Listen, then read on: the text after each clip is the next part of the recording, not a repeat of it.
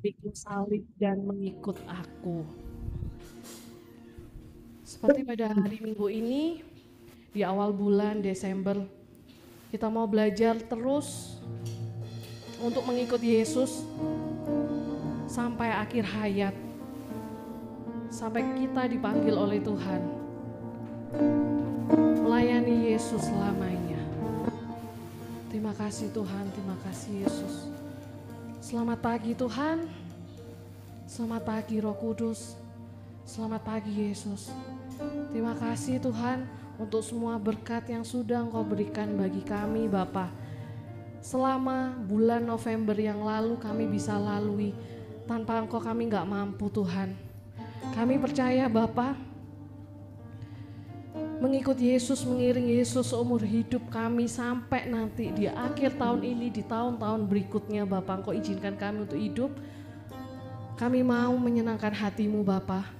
Kami mau selalu serta mengikut-Mu Tuhan, tidak hanya sekedar mengikut, tapi mau dengar-dengaran akan firman-Mu dan menjadi garam dan terang di sekitar kami Tuhan. Terima kasih Yesus, terima kasih Bapa di surga, terima kasih Roh Kudus. Doa yang kurang sempurna ini kami serahkan hanya di dalam nama Tuhan Yesus. Haleluya, amin. Ku ingin selalu dekat, mendengar suara-Mu Bapa, lebih dari segalanya.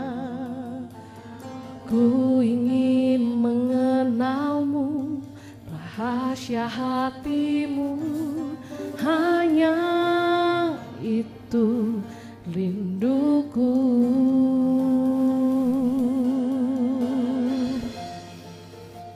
Memilih-Mu bagian yang terbaik, selamanya takkan terganti.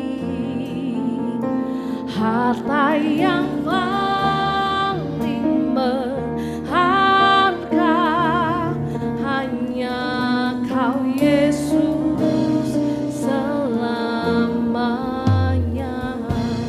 Kita kembali lagi, kita ulangi. Oh Yesus segalanya bagi kita. Ku ingin selalu dekat, mendengar suara-Mu Bapa, lebih dari segalanya. Ku ingin mengenal-Mu, rahasia hati-Mu, hanya itu rinduku. Memilih-Mu, memilih-Mu bagian yang terbaik, selamanya takkan terganti. Harta yang paling berharga hanya Kau Yesus selamanya. Memilih-Mu, terima kasih Tuhan, terima kasih Yesus. Selamanya takkan terganti. Harta yang paling berharga hanya Kau Yesus selamanya. Jemaat saja yang sama-sama kita nyanyikan, memilih-Mu. Terima kasih Yesus, terbaik selamanya takkan terganti. Harta yang paling berharga hanya Kau Yesus selamanya.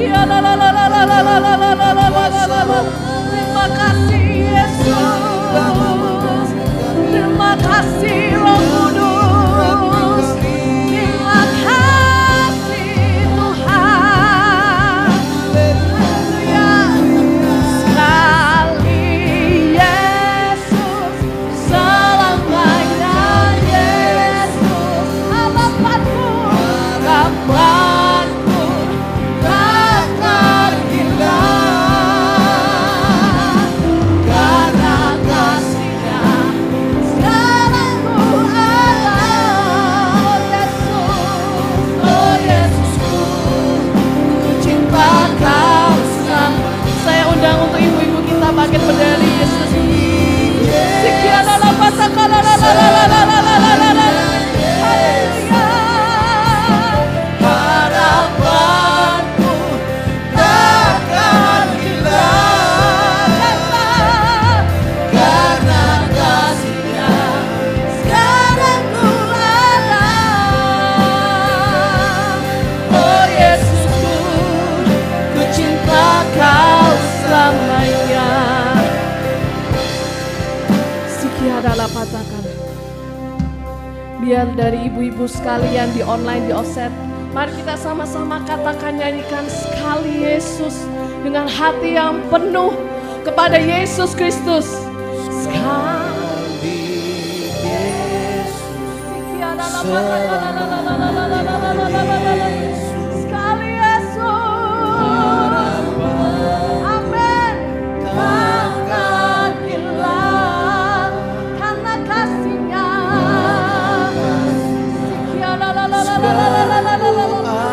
Yes, thank you God. Oh Yesus, ku cinta Kau sekali Yesus.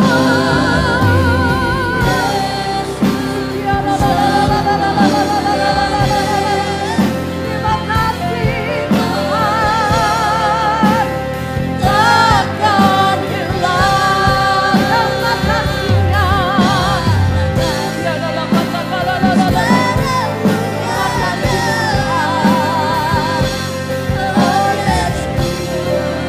Ku cinta Kau selamanya. Oh Yesusku, oh Yesusku, ku cinta Kau selamanya. Oh Yesusku, oh Yesusku,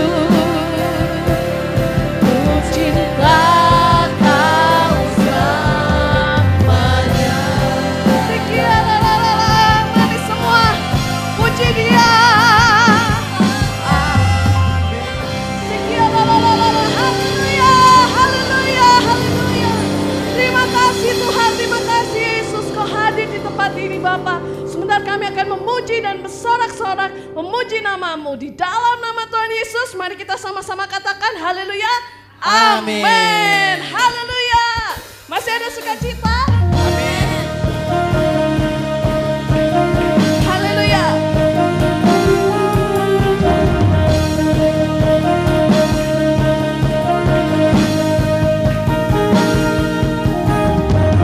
Masuki gerbangnya Tuhan dengan hati yang bersyukur, ku bersorak memuji Tuhan. Biarlah sukacitaku sebab Dia baik. Haleluya. Semua angkat tangannya, tunjukkan jempolnya. Sebab Dia baik, Dia sungguh baik. Kasih-Nya yang kekal selamanya. Haleluya. Terima kasih Tuhan, sebab Engkau luar biasa baiknya. Ku masuki gerbangnya Tuhan, ku masuki gerbangnya Tuhan dengan hati yang bersyukur, ku bersorak memuji Tuhan. Biarlah sukacitaku sebab Dia baik, Dia sungguh baik. Angkat jempolnya, kasih setianya untuk selamanya. Sebab Dia baik, Dia sungguh baik. Kasih setianya kekal. Sebab Dia baik, Dia sungguh baik. Kasih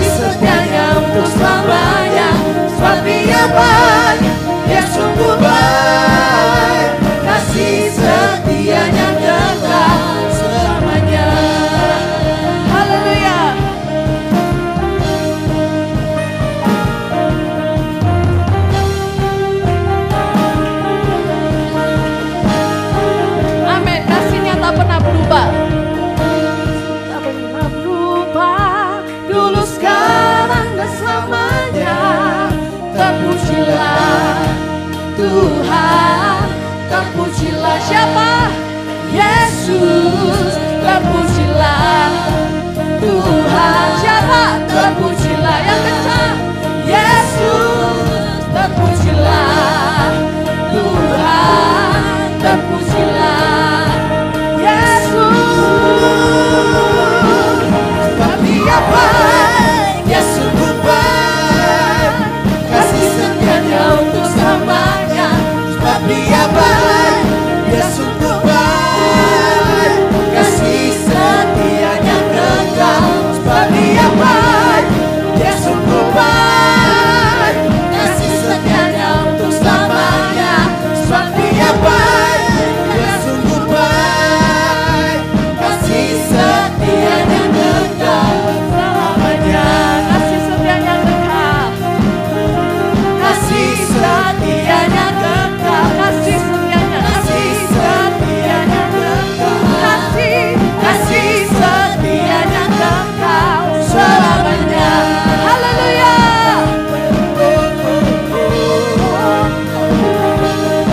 Terima kasih Yesus. Haleluya. Sebab Dia baik. Haleluya.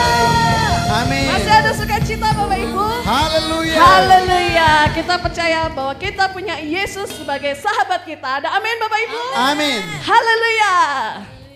Terima kasih Tuhan.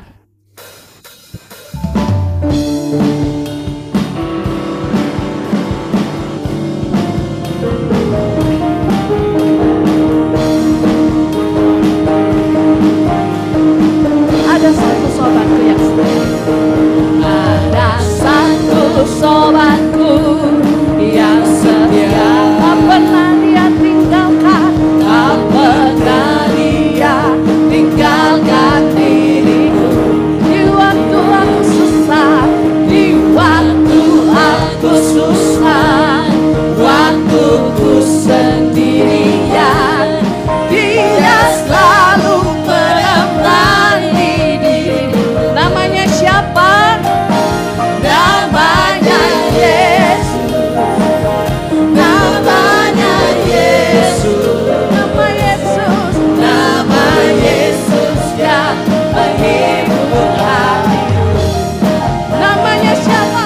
Namanya Yesus. Namanya Yesus. Nama Yesus yang menghibur hatiku. Kita kembali lagi, ada satu sobatku yang setia, tak pernah dia tinggalkan diriku. Di waktu aku susah, di waktu aku susah, waktu ku sendirian, Dia selalu menemani diriku. Namanya siapa? Namanya Yesus. Angkat tangannya Bapak Ibu. Namanya Yesus. Nama Yesus yang menghibur hatiku. Namanya Yesus. Namanya Yesus. Namanya Yesus. Nama Yesus yang menghibur hatiku. Nama Yesus yang menghibur hatiku. Nama Yesus yang menghibur hatiku. Nama Yesus yang menghibur. Nama Yesus yang menghibur hatiku. Haleluya. Amin. Saya undang untuk Bapak Ibu bisa kembali duduk. Sebentar kita akan doa offering. Saya undang untuk Ibu Mei bisa berdoa. Dan juga kita akan lanjut mendengarkan pengumuman juga.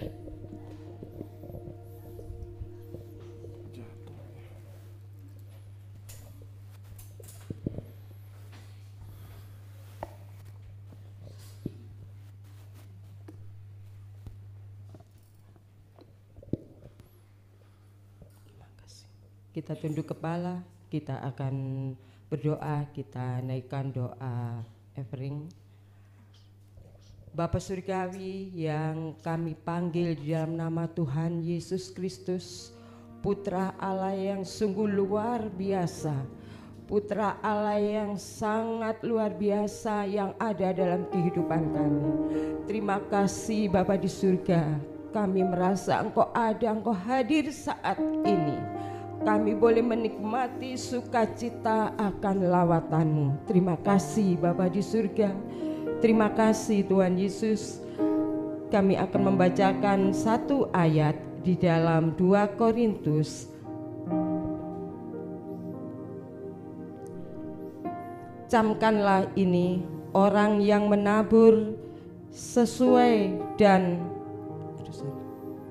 camkanlah ini, orang yang menabur sesuatu akan menuai sedikit juga, dan orang yang menabur banyak, saya ulang, camkanlah ini, orang yang menabur sedikit akan menuai sedikit juga, dan orang yang menabur banyak akan menuai banyak juga.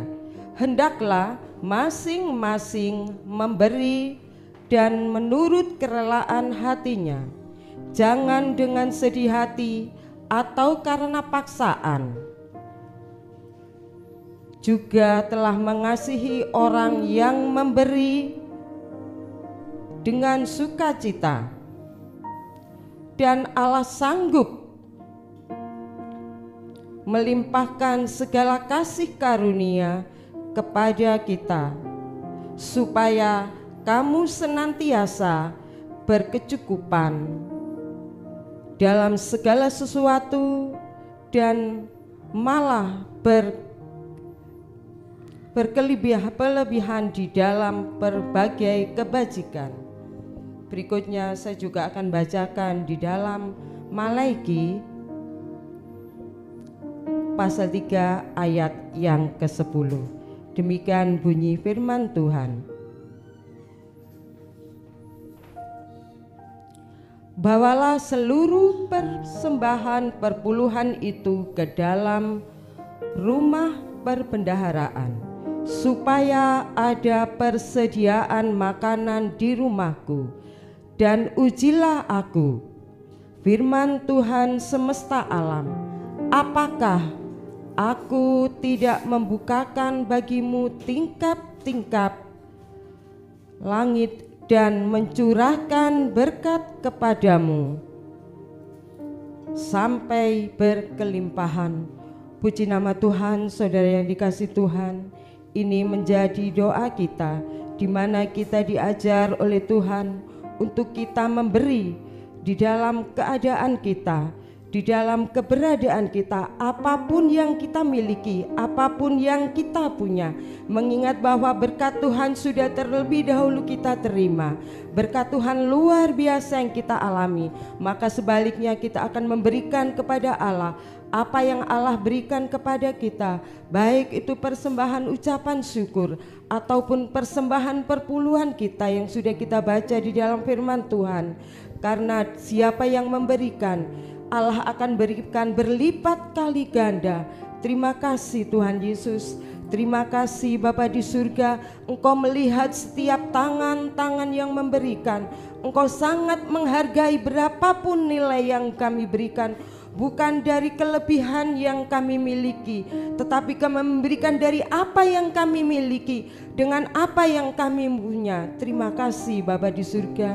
Terima kasih Tuhan Yesus. Doa kami yang jauh dari sempurna kami bawa ke dalam tangan pengasihan-Mu, di dalam satu nama Putra-Mu yang tunggal, Tuhan kami Yesus Kristus.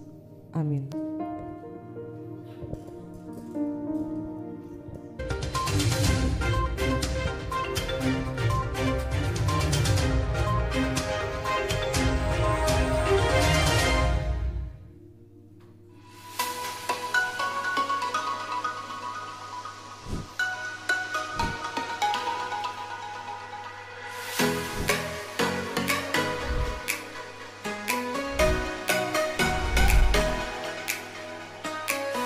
Shalom semuanya, saya Charles. Saya Vicky. Kami dari Pantai Teluk Asmara akan membawakan news minggu ini.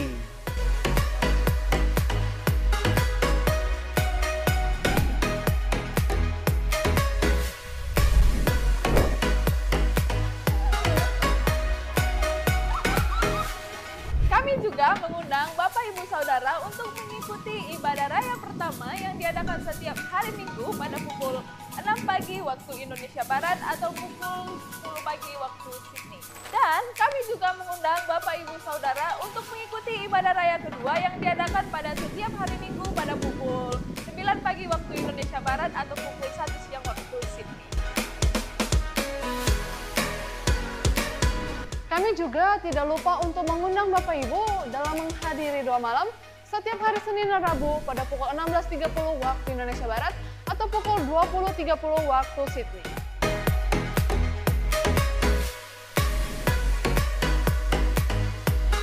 Untuk menambah wawasan akan kebenaran firman Tuhan, Bapak Ibu Saudara dapat mengikuti Bible Study yang diadakan setiap hari Jumat pukul 16.30 waktu Indonesia Barat atau 20.30 waktu Sydney.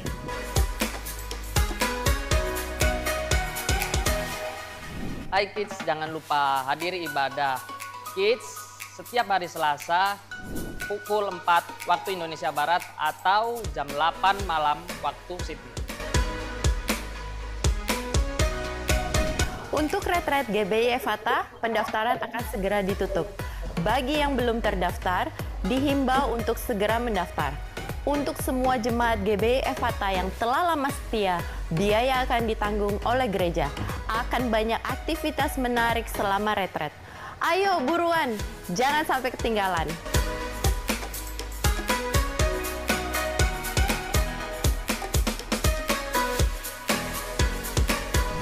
Bagi Bapak Ibu yang menghadiri ibadah raya pertama, terdapat perubahan waktu pada tanggal 15 Desember dan 22 Desember pada pukul 5 sore waktu Sydney atau pukul 1 siang waktu Indonesia Barat. Shalom Bapak Ibu, hadirilah ibadah gabungan yang diadakan pada hari Minggu tanggal 15 dan 22 Desember pada pukul 1 siang waktu Indonesia Barat atau pukul 5 sore waktu Sydney. Tidak terasa sebentar lagi kita akan memasuki bulan Desember. Mari kami mengundang Bapak Ibu Saudara semua untuk tergabung dalam Evata Christmas and Dinner yang diadakan pada tanggal 25 Desember 2024 pukul 4 sore waktu Indonesia Barat. Kami juga akan mengadakan kegiatan-kegiatan seru dan menarik lainnya. Jangan lupa ya, ajak saudara dan juga keluarga Anda. Tuhan Yesus memberkati. Untuk informasi selanjutnya, silahkan untuk menghubungi nomor yang tertera di bawah ini. Dan jangan lupa untuk terus memperhatikan info terupdate dari sosial media Evata Church.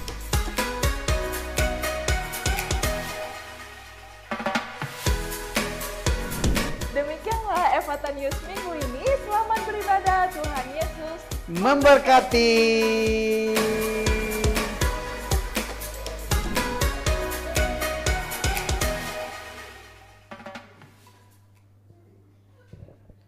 Terima kasih untuk multimedia. Saya undang untuk Ibu Novi untuk bisa doa syafaat.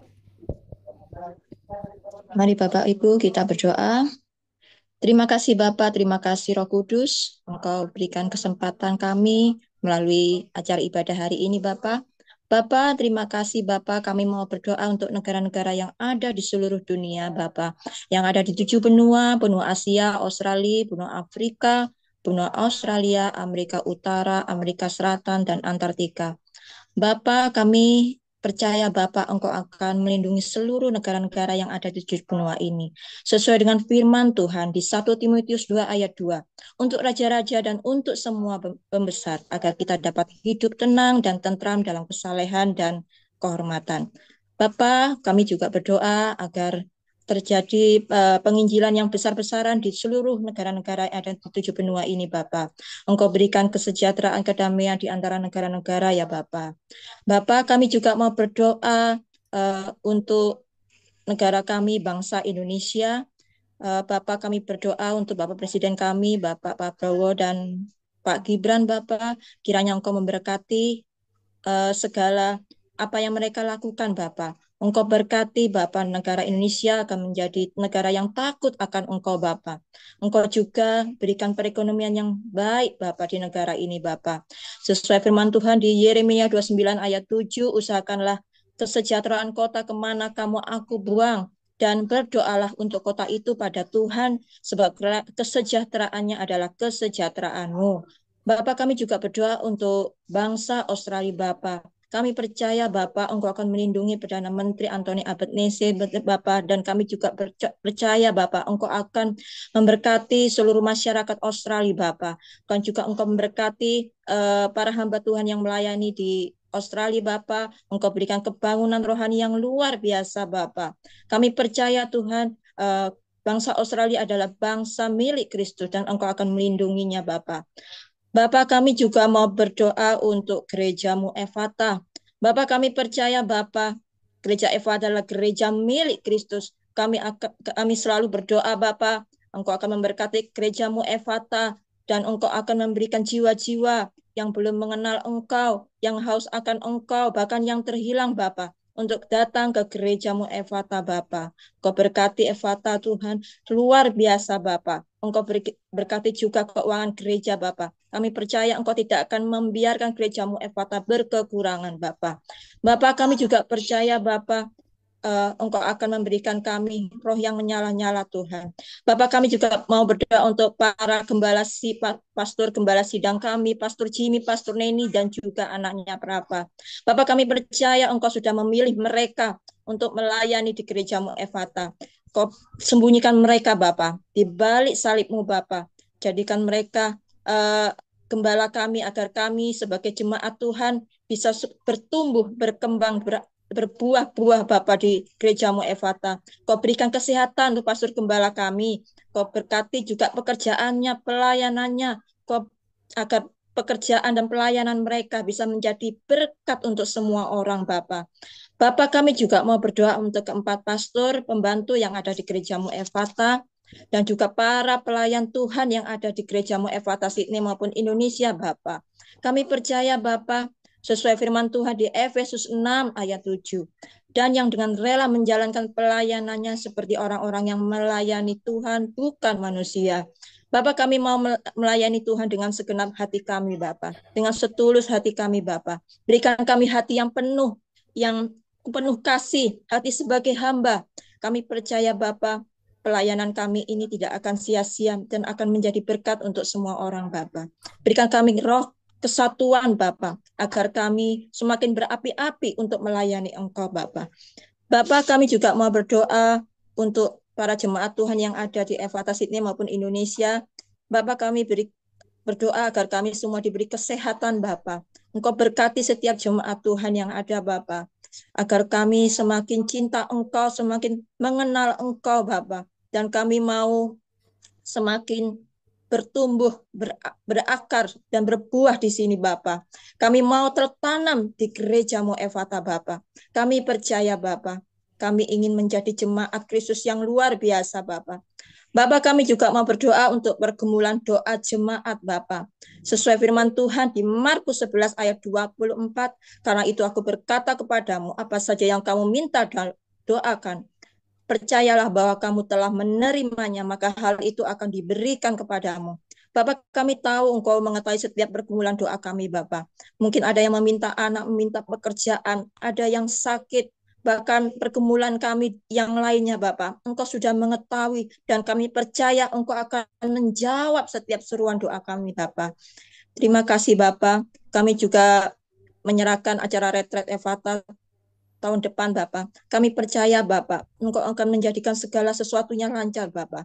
Baik dari segi cuaca dan juga setiap acara demi acara Engkau buat berhasil, lancar, tidak ada halangan satupun. Agar kami yang ikut retret dan juga para panitia juga diberkati dengan kesehatan juga, dan juga berikan kami kesatuan Bapak. Bapak, terima kasih Bapak, kami serahkan seluruh doa kami ini hanya di dalam nama Tuhan Yesus kami sudah berdoa. Haleluya. Amin. Amin. Terima kasih Tuhan. Terima kasih Yesus. Mari kita siapkan hati kita untuk mendengar firman Tuhan.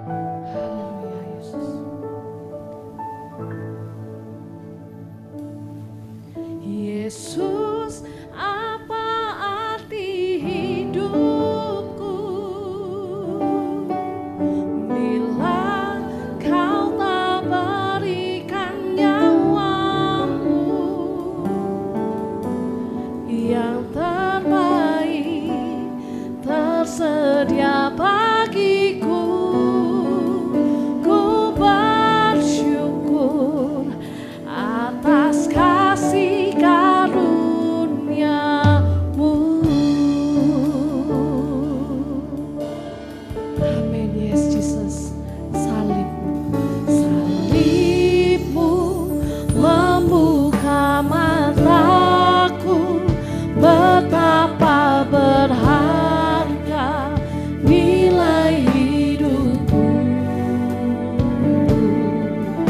menanggung semua dosaku, berikan hidupku, menggantikan diriku, bukan karena kekuatanku,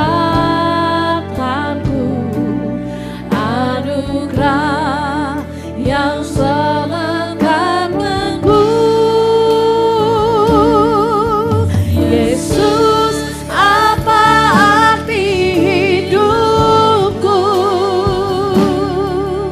bila kau tak berikan nyawamu yang terbaik, tersedia bagiku. Ku bersujud atas kasih karuniamu. Apa arti hidupku? Saya undang untuk Bapak Ibu kita bangkit berdiri sama-sama. Kau tak berikan nyawamu yang terbaik, tersedia bagiku. Ku bersyukur atas kasih karuniamu. Ku bersyukur atas kasih karuniamu. Ku bersyukur atas kasih karuniamu. Saya undang untuk Pastor Jimmy. Terima kasih Bapak. Kami mengucap syukur saat ini karena Engkau ada bersama dengan kami. Kami tahu keberadaan kami tak ada satupun luput daripada pandangan-Mu Tuhan. Dan terima kasih untuk anugerah yang besar yang sudah kami terima. Sehingga karena anugerah-Mu ya Bapa, kami layak memanggil Engkau ya Abba ya Bapa. Karena anugerah-Mu ya Bapa, kami layak berdoa di dalam nama Tuhan Yesus. Dan terima kasih pagi hari ini kami berkumpul dalam nama-Mu Tuhan Yesus. Kami tahu Engkau ada di tengah-tengah kami. Berbicaralah kepada kami, ungkapkan isi hati-Mu Tuhan. Karena firman-Mu ada pelita buat kaki kami melangkah. Firman kekuatan kami, dan firman-Mu juga akan membuat kami menjadi orang-orang yang lebih daripada pemenang. Berbicaralah Bapa. Kami juga sangat menyadari bahwa firman-Mu akan menegur kami, firman akan menemplah kami. Untuk itu kami butuh Engkau ya Allah Roh Kudus. Karena tanpa Engkau kami akan bisa kecewa, tanpa Engkau kami bisa marah, tersinggung dengan firman yang kami dengar. Untuk itu hiburlah kami, sehingga firman yang kami dengar kami bisa terima, dan kami bisa berubah untuk menjadi pribadi yang lebih baik lagi, menjadi seorang murid yang sedang belajar. Untuk itu kami ada saat ini, dan ajarkan kami karena Engkau pengajar kami, Engkau guru kami, sehingga kami semakin mengerti dan kami bisa menjadi pelaku firman Tuhan. Kami juga mengimani setiap firman yang keluar dari mulut-Mu Tuhan tidak akan kembali dengan sia-sia, bahkan hanya dengan berfirman saja Lazarus yang sudah mati bangkit kembali. Itu kami mau imani saat ini dengan firman-Mu, dengan bilur-bilur-Mu Tuhan Yesus. Apapun sakit kami saat ini, sembuh karena firman-Mu, demi nama-Mu Tuhan Yesus. Terima kasih Bapa, kami sambut firman-Mu dengan penuh sukacita, dan di dalam nama Tuhan Yesus kita semua katakan amin. Haleluya. Shalom. Ya, silakan duduk ibu-ibu, Ibu Ruth, Oma Damping, Ibu Yani, Ibu Segar, Ibu Jimmy, Ibu Lili, Ibu Uli, Ibu Desi, nah Ibu Maria sudah, Ibu Jimmy, Pak Yafet sudah, Ibu Segar, Pak Indra, Pastor Indra sama istri, juga sama Ibu Mei. Puji Tuhan. Hari ini kita akan berbicara melakukan dengan tepat. Saya akan share buat kita.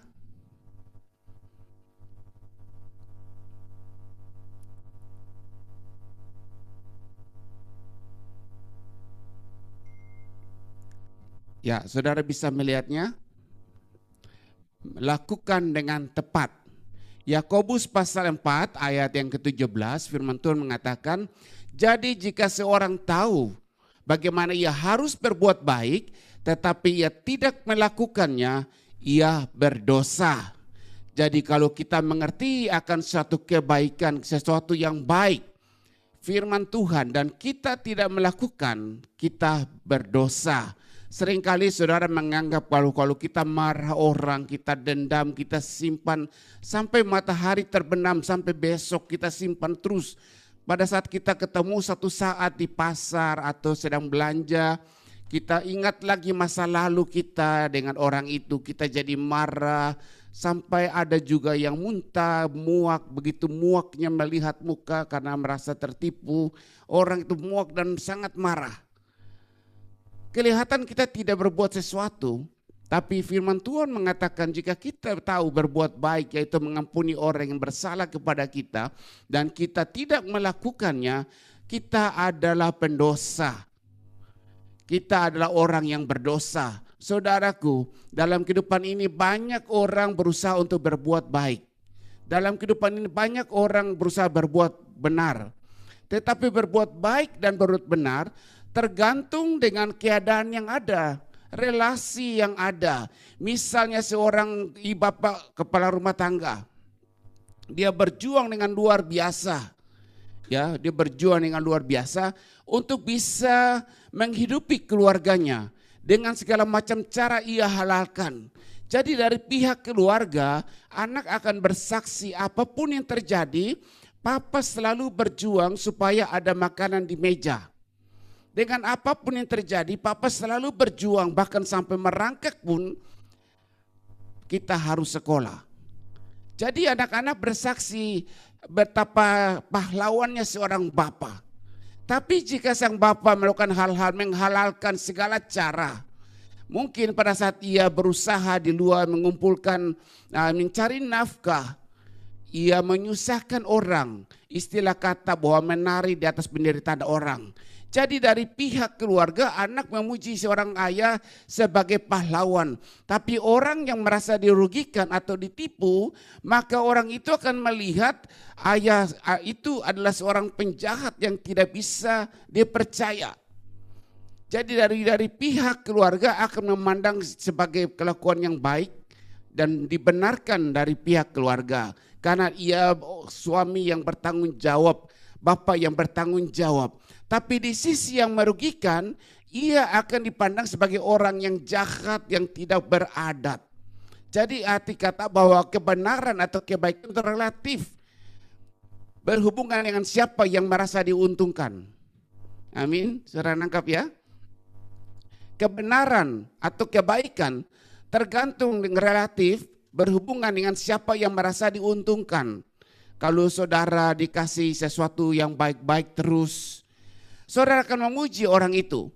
Tapi kalau orang yang merasa dirugikan, orang pribadi yang sama akan mendapat simbol sesuatu yang jelek. Ya, jadi di sini kita akan berbicara banyak orang berusaha membuat kebaikan, banyak orang berusaha membuat sesuatu yang benar, tapi belum tentu itu baik di mata Tuhan, belum tentu itu baik dan benar di mata Tuhan. Jadi kita bisa melihat Samuel. Saya cerita aja Samuel di 1 Samuel pasal yang 13 ayat 8 sampai 14. Di situ terjadi peperangan antara orang Israel dengan Filistin. Jadi Raja Saul ini mengambil inisiatif untuk mempersembahkan korban bakaran. Sebelum Samuel tiba, meski tindakannya tampak rohani sekali, memberi korban bakaran kepada Tuhan, mengucap ucapan syukur, tetapi ini tidak sesuai dengan kehendak Tuhan. Karena persembahan itu harus dilakukan oleh seorang nabi atau imam. Jadi tindakan Samuel ini menunjukkan tindakan Saul ini menunjukkan ketidaktaatan Saul. Sehingga Saul dan kerajaannya ditolak oleh Tuhan. Dan gantilah Daud. Ya. Nah, jadi menurut rakyat, Saul itu rohani sekali mempersembahkan korban bakaran sesudah peperangan, tetapi di mata Tuhan itu tidak tepat. Nah berikutnya Usa. Usa ini ada di 2 Samuel pasal 6 ayat 6 sampai 7. Jadi menceritakan bahwa Usa menyentuh tabut perjanjian. Jadi ketika tabut perjanjian hampir jatuh, Usa secara refleks menyentuhnya untuk mencegah jangan jatuh ke tanah. Meski tampak seperti tindakan yang benar untuk melindungi tabut itu, tetapi melanggar perintah Tuhan yang jelas bahwa tidak seorang pun boleh menyentuh tabut perjanjian, dan Usa langsung dihukum mati. Ya, saudara audio Bible, saudara mendengar, saudara akan mengerti itu. Bahwa kelihatan seperti Usa seorang pahlawan yang berusaha untuk menahan supaya tabut perjanjian tidak tergelincir. Tapi di mata Tuhan itu salah. Hal yang tidak taat dan ia dihukum mati. Nah begitu pun dengan Musa. Musa itu ada di Bilangan 20 ayat 7 sampai 14. Nah Musa itu disuruh oleh Tuhan untuk berbicara kepada batu untuk mengeluarkan air. Tapi Musa tidak berbicara kepada batu, tapi ia dengan tongkatnya ia memukul batu karang sambil berbicara kepada orang Israel. Jadi kelihatan tindakannya baik di hadapan orang Israel. Kelihatan tindakannya benar. Karena saat itu rakyat sedang kehausan butuh air. Dan dengan tongkat Musa memukul batu, batu karang terpecah, keluarlah air.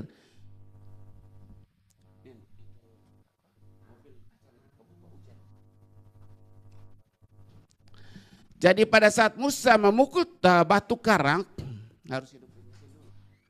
Jadi dengan tongkat Musa memukul batu karang dan batu karang itu pecah mengeluarkan air. Jadi di mata orang, di mata manusia bahwa mereka butuh air. Dan Musa mengeluarkan air dengan memukul batu karang. Tapi Tuhan menyuruh Musa untuk berbicara kepada batu karang untuk keluarkan air. Jadi di sini dua-duanya mengeluarkan air. Tapi di mata Tuhan itu sesuatu tindakan yang tidak tepat. Kamu disuruh bicara kok kamu mukul. Ya. Nah sini saudara mengerti ya. Bahwa lakukan dengan tepat. Jadi banyak hal dalam kehidupan kita, ada orang yang memakai sesuatu yang tepat, ada juga yang tidak tepat. Misalnya saudara pergi ke pesta, kondangan orang kawin, saudara pakai baju yang bagus, semua sudah bagus, pakai dress, tapi saudara pakai sepatu kets. Kira-kira itu jalannya gimana itu? Oh, karena kalau pakai sepatu pantofel itu kaki sakit loh, iya kan?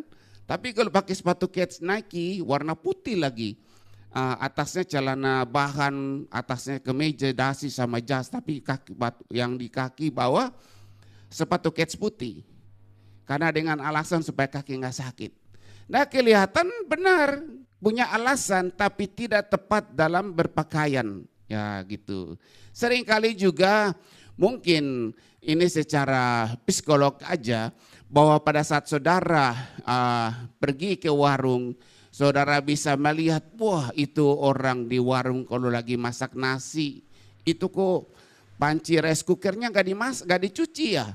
Sudah bekas dari kemarin nggak dicuci, tinggal beras aja ditaruh ke situ tanpa cuci beras, tinggal dituang air, digodok-godok, dimasukin ke rice cooker, di klik on, udah matang. Saudara bilang, Mbak itu salah harus cuci dulu. Mbak bilang nggak perlu, nanti panas kuman juga mati, ya kan? Jadi menurut Mbak itu ngapain saya repot-repot cuci gitu, ya kan?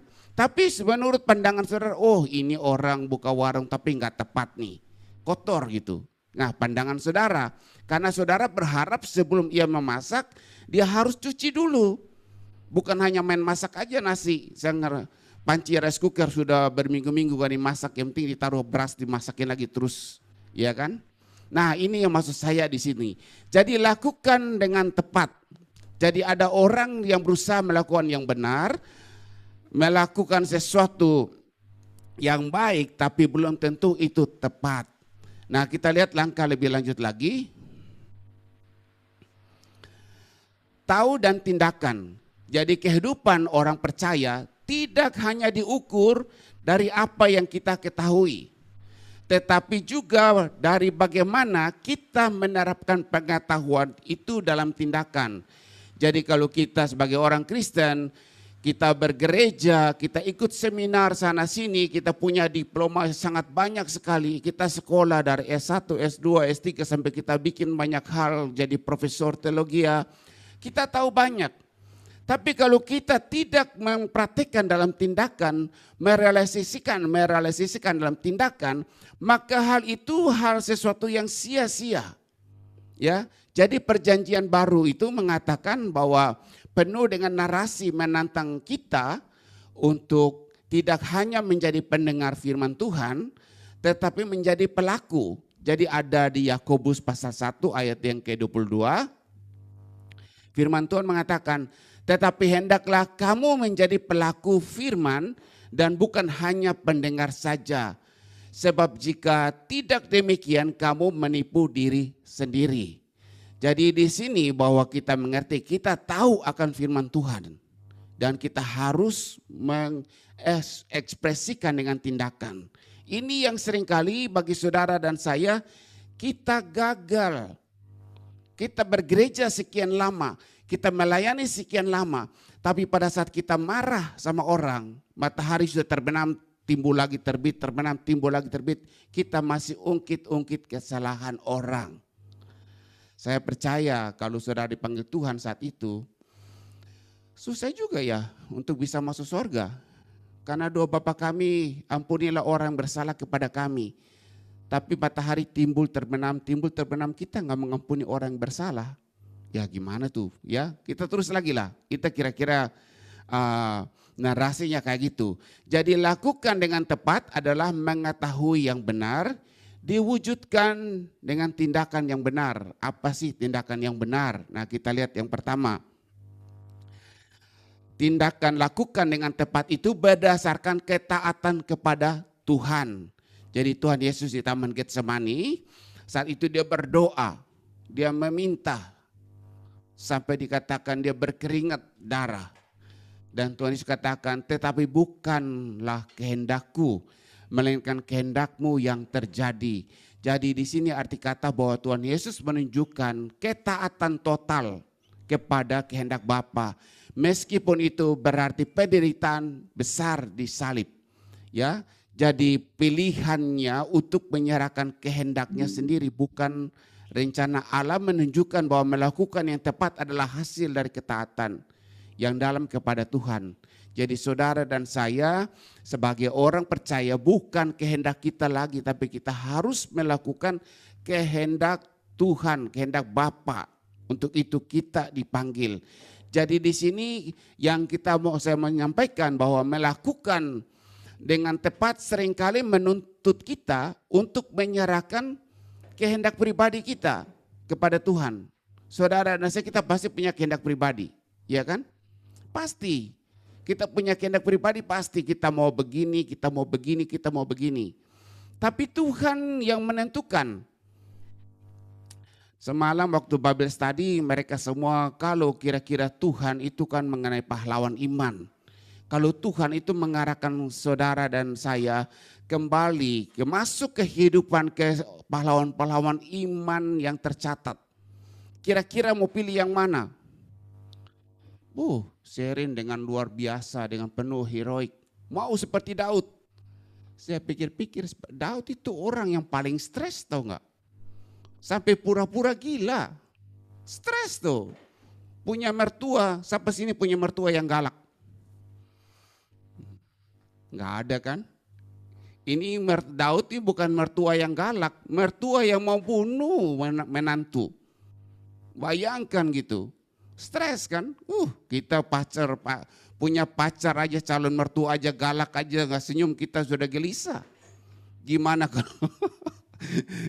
kalau punya mertua galak? Waduh, mungkin susah tidur itu, ya kan? Tiap hari ribut sama suami. Nah ini mau jadi seperti Daud. Daud orang yang paling stres. Tapi saya mikir, ada mau jadi seperti nggak disebut Simpson, yang kemarin yang diangkat oleh Tuhan, Henok. Mau jadi Henok. Ini mau berdoa 1 jam aja sudah gelisah. Garuk sana, garuk sini. Henok itu bergaul dengan Tuhan itu berarti dia berdoa terus istilah kata. Iya kan? Tapi saya mikir-mikir, kenapa gak ada yang mau jadi Ishak ya? Gak ada yang sebut jadi Ishak. Ishak itu kan anak konglomerat, benar gak? Mau punya istri, dikasih istri sama bapaknya sendiri. Ishak itu gak repot-repot banget. Begitu lahir semua sudah ada, iya kan? Mau makan Indomie ada yang masak, gitu. Iya, mau beli handphone baru sudah ada, tapi nggak ada yang mau jadi Ishak. Semua mau cari yang hebat-hebat. Yang hebat-hebat itu pergumulan juga hebat itu. Ya, nah kita terus lagi. Jadi di sini ada hal-hal ketaatan kepada kehendak Tuhan adalah dasar dari segala tindakan yang benar. Jadi kalau saudara mengalami sesuatu, saudara harus mengerti yang saya lakukan adalah yang tepat. Tepat itu seturut dengan firman Tuhan. Bukan dengan apa kata saya, apa emosi saya. Tapi seturut dengan kehendak Tuhan. Nah waktu saya bertobat, itu sangat susah buat saya untuk kasih perpuluhan. Sangat susah karena saya pikir ini saya kerja keras. Saya kasih perpuluhan lagi ke gereja, pendeta nggak kerja pakai baju bagus. Saya kerja keras, ngapain saya ongkosin hidup pendeta? Nggak susah buat saya. Tapi karena satu dan lain hal, saya pikir Tuhan saya harus taat. Kalau ini saya nggak taat, bagaimana bisa hidup saya diberkati? Dan akhirnya saya tutup mata, tutup kuping, apa yang jadi, jadilah. Karena Yesus adalah hartaku yang berharga. Kalau saya nggak bisa kasih buat dia, mau siapa lagi yang saya cari? Benar kan? Nah contohnya nih, di Sydney ini, ya keluarga saya cuma tuh istri saya sama anak saya. Kalau dua ini saya nggak bisa mengasihi mereka, berharap kepada mereka, siapa lagi yang saya harapkan? Iya toh? Masa saya harapkan tetangga seberang. Iya toh? Kalau saya sakit, nggak mungkin tetangga seberang korekin saya gitu. Iya kan? Yang saya punya ya cuma mereka. Ya mau nggak mau saya harus kontribusi memberikan sesuatu yang terbaik buat mereka. Nah begitupun di dunia ini yang saya punya cuma Yesus. Kalau saya punya Yesus, berarti saya harus kasih yang terbaik buat Yesus. Supaya dia kasih yang terbaik buat saya. Karena apa yang aku tabur itu aku tuai. Jadi kalau saya kasih yang terbaik, dia akan berikan yang terbaik. Jadi akhirnya saya tutup mata, tutup kuping, udahlah saya kasih aja. Waktu berjalan, jadilah gaya hidup saya untuk membawa perpuluhan ke rumah Tuhan. Jadi gampang nih beres, selesai. Gitu? Gak ada masalah. Nah, sesudah jadi selesai jadi gembala saat ini, pergumulan lagi. Pergumulan lagi, harus namanya generous, suka memberi. Walaupun jadi pendeta saat ini gembala, bekerja saya kasih bawa perpuluhan juga, itu nggak ada masalah, no problem. Karena sudah kalau kita setia dalam perkara-perkara kecil, perkara-perkara besar, kita no problem, iya kan? Gaji masih kecil kasih perpuluhan no problem. Gaji besar juga pasti no problem. Kalau gaji kecil kita kasih perpuluhan sudah mulai problem. Gaji diberkati besar pasti kita akan jadi orang gila. Akan murtad, ya kan, ngomel, itu pasti. Nah makanya Tuhan bilang bersetia dalam perkara-perkara kecil. Amin. Nah terus lagi. Jadi dalam pergumulan hidup saya apa yang terjadi? Semua gampang. Jemaat ngomong jelek buat saya. Orang ngomong jelek buat saya bisa kontrol emosi, bisa senyum, bisa peluk dia. Ya kan? Kalau dilihat-lihat status ekonomi, saya kayak jauh dari dia. Semua dilihat status di Australia, saya orang citizen Australia, dia orang gelap. Beda jauh langit dan bumi. Tapi saya bisa merendahkan diri seperti kayak Tuhan Yesus merendahkan diri. Cuci kaki, saya peluk dia, kumpul di sini sebagai pelayan, saya cuci kakinya dia gelisah, ya kan? Buat saya itu gak ada masalah. Tetapi pada saat saya jadi gembala gitu, yang menjadi masalah dalam kehidupan saya, yaitu orang suka bilang, oh Pastor Jim itu pelit. Pelit, tahu kan saudara tahu pelit? Pelit itu bukan kikir, beda bahasanya. Pelit itu P-E-L-I-T, nah itu pelit. Kalau kikir itu K-I-K-I-R, beda. Kalau saudara belajar bahasa Indonesia beda, tulisannya beda, tapi artinya sama. Iya kan? Kalau Inggris bilang stingy, nah gitu. Saya bilang no, saya bukan stingy, saya bukan pelit, bukan kikir, tapi saya sedang memperhitungkan. Nah, jadi enggak semua orang teriak tolong, tolong, terus kita tolong, enggak semuanya, enggak gitu. Berbeda dengan kalau istri saya, orangnya suka menolong, generous. Jadi bilang sama Ibu Leli juga bilang, aduh kalau kita deal sama Pastor Jimmy ini susah, uangnya keluar susah banget. Karena dompetnya tipis, banyak kartu jadi tipis, uang cash gak ada. Kalau ngomong deal sama pastornya nih, lebih gampang. Hari ini mau makan apa? Nasi goreng, mau bakso. Nah gampang, iya kan? Nah di sini yang saya mau katakan, saya lihat anak saya juga mirip-mirip gitu. Mirip-mirip juga itu, tapi bukan pelit, itu namanya perhitungan. Kita hitung gitu, nah, menghitung budget. Nah, di sini yang maksudnya, di sisi mana di hidupmu yang membuat engkau masih ragu untuk taat kepada Tuhan. Jadi buat saya, di sisi saya, perpuluhan no problem. Masalah mengampuni nggak ada masalah. Tetapi untuk bisa memberi dengan berlimpah demikian, itu yang menjadi pergumulan dalam kehidupan saya, ya kan? Tapi istri saya gampang bisa memberi, tapi dia memberi, tapi sama aja sumbernya dari saya juga, makanya saya susah juga. Sumbernya kan dari saya juga, ya kan? Karena uang saya, uang dia. Nah itu repotnya gitu, ya kan? Karena dia keluarga satu-satunya kita. Kalau kita sebagai laki-laki ini, ya bapak-bapak yang mau calon juga jadi bapak, dandinlah ibu dengan baik. Karena orang melihat status itu lihat dari dandanan ibu. Kalau laki pakai celana pendek apa segala, oke beres lah. Kalau laki didandanin terlalu bagus juga repot nanti, ya kan? Yang perempuan aja, yang ibunya aja didandanin yang bagus. Jadi uang ibu biar dia bisa beli kosmetik, bisa ngatur sesuatu. Kalau ibu senang, keluarga juga bahagia. Ya, benar nggak? Kalau ibu nggak senang, kita pulang kerja itu ngomong dari barat sampai ke timur, Sabang sampai Merauke, kita pusing gitu. Iya kan? Kalau ibu senang, pasti kita pulang di senyum-senyum. Kenapa senyum-senyum? Baru habis beli kosmetik. Nah kita kembali lagi ya. Jadi artinya bahwa dalam kehidupan ini ada sesuatu di sisi kita, di sisi saudara dan saya, di sisi mana yang membuat kita ragu untuk taat kepada Tuhan. Nah tadi saya sudah gambarkan bahwa kalau saya menolong orang, saya memberi hutang kepada Tuhan. Tapi saya sangat memperhitungkan untuk bisa memberi, ya kan, sangat untuk memperhitungkan untuk hal-hal yang demikian. Tapi untuk pekerjaan Tuhan, untuk perpuluhan itu nggak ada masalah. Tetapi untuk menolong orang susah, saya memperhitungkan 2 kali.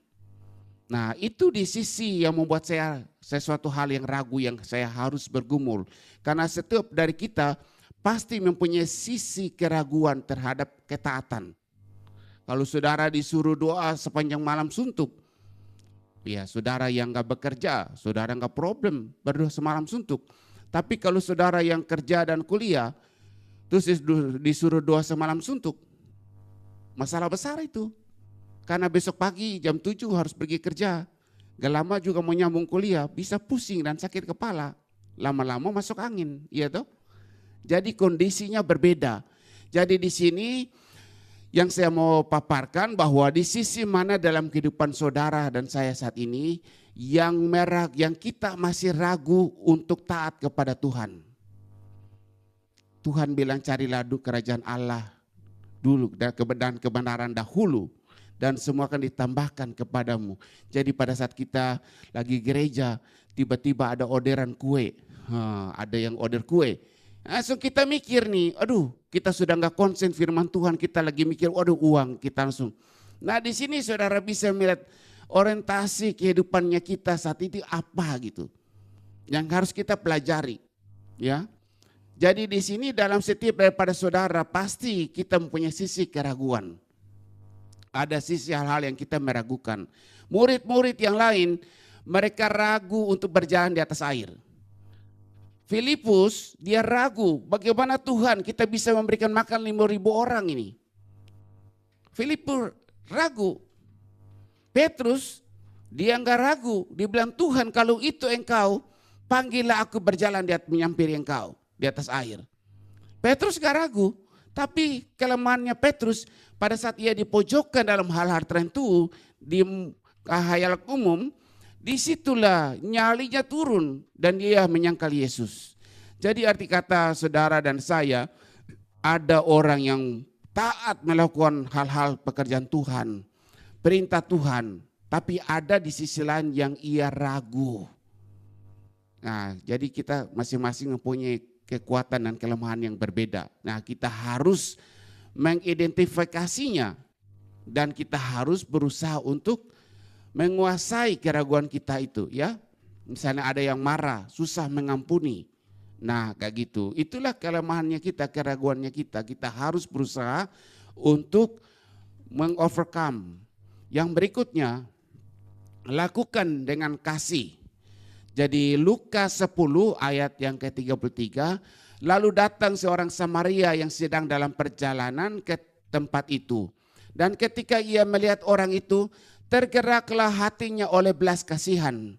Ia pergi kepadanya lalu membalut luka-lukanya. Sesudah ia menyiramnya dengan minyak dan anggur. Jadi orang Samaria ini menunjukkan bahwa melakukan yang tepat berarti bertindak dengan belas kasihan. Ya, bahkan kepada orang yang dianggap musuh. Ia tahu apa yang benar dan melakukan tindakan yang nyata. Jadi kasih itu bukan karena emosi aja gitu, sesaat gitu. Oh lagi cinta, lagi sayang terus mau menolong. Tapi lagi tersinggung, buru-buru pergi gitu. Nah, kasih bukan hal demikian. Terus tetapi tindakan nyata untuk membawa kebaikan kepada sesama. Nah, di sini yang saya mau nyatakan bahwa Tuhan Yesus memberi suatu ilustrasi bahwa ada seorang imam yang harus pergi melayani. Dia melihat ada orang yang terkapar karena dirampok. Nah, juga ada seorang Lewi, pemimpin pujian, penyanyi, pemusik di rumah Tuhan. Dia melihat ada orang yang terkapar. Jadi kedua orang ini mempunyai schedule yang sangat ketat. Mempunyai jadwal yang sangat ketat. Bahwa mereka harus tiba di tempat pelayanan mereka. Seorang imam harus berkhotbah, menyampaikan firman Tuhan. Seorang Lewi harus memuji, menyanyi, main musik. Jadi mereka mempunyai jadwal pelayanan yang sangat ketat. Jadi ada hal-hal tertentu di tengah perjalanan kita akan berusaha untuk menghalangi waktunya saudara dan saya. Jadi ada yang berusaha menghalangi entah itu karena kecelakaan orang atau karena hal-hal tertentu. Misalnya saudara dalam pelayanan menuju tempat pelayanan tiba-tiba ban sepeda motor pecah, bocor. Saudara terhambat mungkin 15 menit, mungkin setengah jam, iya kan? Kebaktian sudah mulai tapi saudara belum ada. Apalagi pemimpin pujian, sudah mulai, dia belum ada gitu, ya kan? Jadi akhirnya saudara akan berusaha sebisa mungkin supaya saudara tidak terlambat. Jangan saudara, kita ada di zaman modern saat ini, semua sudah diatur secara schedule dan waktu berjalan terlalu cepat.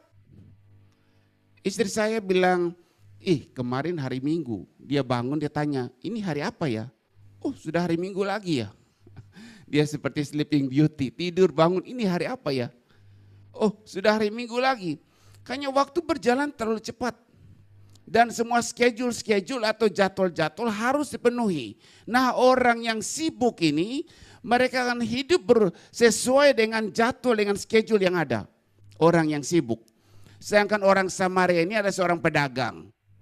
Dia pedagang itu dia bisa bebas kapan saja dia mau melakukannya, ada tidak terikat dengan schedule. Jadi seorang imam terikat dengan schedule, seorang Lewi terikat dengan schedule karena jadwal kebaktian sudah ada. Nah, ini yang harus saudara dan saya kita harus hati-hati. Ya, karena kita hidup di zaman modern, semua dengan serba schedule yang ada, kadang-kadang membuat perasaan kita, kasih kita kan semakin dingin. Karena Tuhan seperti Tuhan katakan di akhir zaman kasih semakin dingin. Karena kita melihat orang terkapar, bahkan kadang-kadang kita lihat keluarga kita, orang tua kita jatuh, kepleset atau mengalami sesuatu. Karena kita sibuk memimpin pujian, memimpin KKR yang besar. Mau khotbah kita tinggalkan begitu saja, telepon orang lain tolong ya gitu, saya ada pelayanan. Nah, seringkali hal itu terjadi. Misalnya kalau saudara lagi kerja pas lagi di bulan Desember, Natal lagi rame. Dan misalnya pekerjaan saudara misalnya Grab atau ojek atau kurir bawa makanan. Di bulan Desember itu sangat rame. Dan orang tua bilang, nak sudah 5 tahun Natal kamu belum pulang. Anaknya bilang, ma Natal itu kerjaan sangat rame sekali. Biar aja saya kerja dulu, nanti saya kirim uang aja ya. Tahun depan kalau sempat saya datang. Tahun depan mamanya bilang, nak kamu belum pulang, sudah 6 tahun. Ini lagi sibuk, ya kan? Nah, seringkali kayak gitu. Seringkali.